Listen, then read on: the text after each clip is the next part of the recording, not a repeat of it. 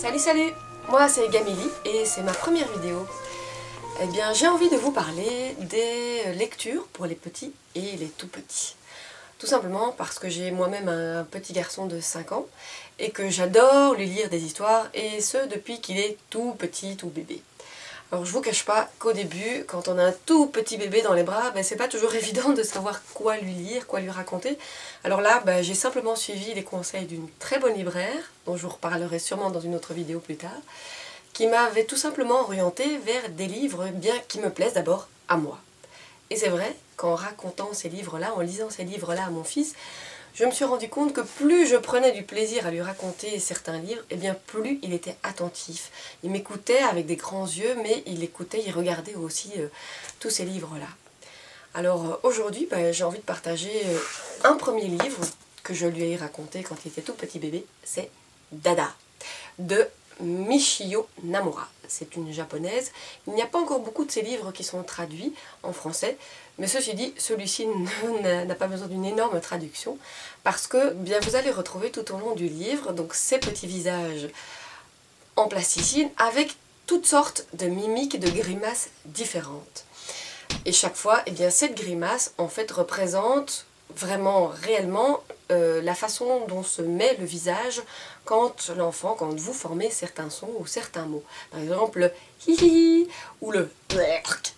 Et alors c'est ça qui est très très chouette, c'est qu'évidemment très vite l'enfant va comprendre de quoi il s'agit. Vous n'aurez pas besoin de lui lire 36 fois pour qu'il puisse avec vous, voire même avant vous, imiter les sons, les onomatopées que représentent ces visages.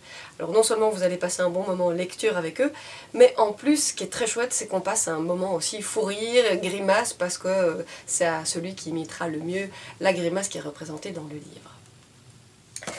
Le deuxième livre dont je veux parler, c'est en fait une collection. C'est la collection des Anna d'Alexis Dormal et Dominique Roch. Et dans le dernier, qui vient de sortir, c'est Anna et ses doudous, on n'a pas peur du noir. Ça aborde évidemment la question de l'enfant qui peut avoir peur du noir, qui peut appeler ses parents de temps en temps au secours. Alors, ces livres, ils sont tous dessinés vraiment avec des coups de crayon très très doux. Comme des pastels, comme ça fait presque penser à un tableau, parce que l'univers d'Anna est doux. Et donc même les monstres, même s'ils peuvent faire très peur à l'enfant, ils ne sont pas si horribles que ça. Et l'enfant a très facile à du coup voir un petit peu ce qu'il y a derrière, ce qui se cache derrière. Et Anna, grâce à ses doudous, elle va aussi comprendre que souvent les peurs naissent de l'imagination très fertile des enfants, ou de leur doudou en l'occurrence. Mais elle arrive à retourner la situation pour en faire aussi un moment de rigolade, et tout le monde va pouvoir se rendormir paisiblement.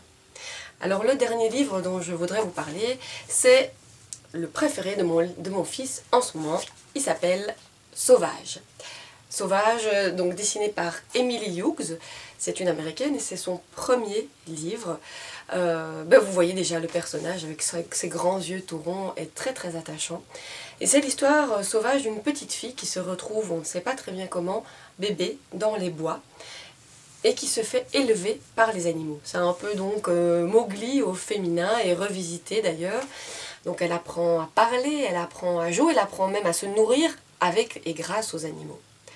Mais un jour, son univers bascule totalement parce qu'elle est découverte, elle est sauvée, pourrait-on dire, par des hommes. Et donc elle est amenée dans le monde humain, où elle va devoir apprendre à vivre avec les codes que la société lui impose. Donc elle va devoir manger avec un couteau, une fourchette. Elle va devoir apprendre à parler avec des vrais mots cette fois, pas des cris d'animaux. Elle va devoir apprendre surtout à jouer, surtout, attention, en ne cassant rien, en étant bien sage. Mais ça, vous imaginez bien que ça ne lui convient pas du tout. Et à un moment donné, tout explose, elle envoie tout balader et elle retourne dans la forêt. Alors mon fils m'a expliqué pourquoi il aimait bien, pourquoi c'était son livre préféré du moment. Eh bien c'est justement parce que cette petite fille, en tout cas au début, elle peut jouer en mordant, en griffant, en frappant, parce qu'elle se retrouve en train de jouer avec des renards, avec des animaux sauvages, et donc fatalement, elle doit se défendre. Mais ça, évidemment, les enfants, c'est surtout tout ce qu'on leur interdit de faire dans la vie de tous les jours. Mais là, tout est autorisé. Et là, alors, ce qui est très chouette aussi, c'est justement de pouvoir discuter avec lui, parce qu'il m'a quand même demandé, mais pourquoi est-ce qu'elle n'est pas heureuse dans la vie avec les êtres humains? Eh bien, c'est de pouvoir justement imaginer ces deux extrêmes, l'extrême sauvage ou l'extrême un petit peu trop cadré, où attention, on ne peut pas faire de tâches sur la nappe quand on mange, on ne peut pas casser les jouets, tout doit être réglé au millimètre près. Et ça, c'est pas possible non plus, évidemment, l'enfant ne peut pas s'y retrouver. Et donc c'est ça qui est très gai, c'est de pouvoir discuter et de se dire, bon ben, quel est le juste milieu? Où est-ce que chacun va pouvoir trouver sa place et sa joie de vivre et son bonheur. Ce livre, bien, il est dessiné avec un côté un peu brut, mais dans le sens justement sauvage, on peut dire naturel du dessin. D'ailleurs, dans tout le début, dans toutes les parties où elle est dans la forêt, c'est tout dans des tons naturels, donc brun, vert.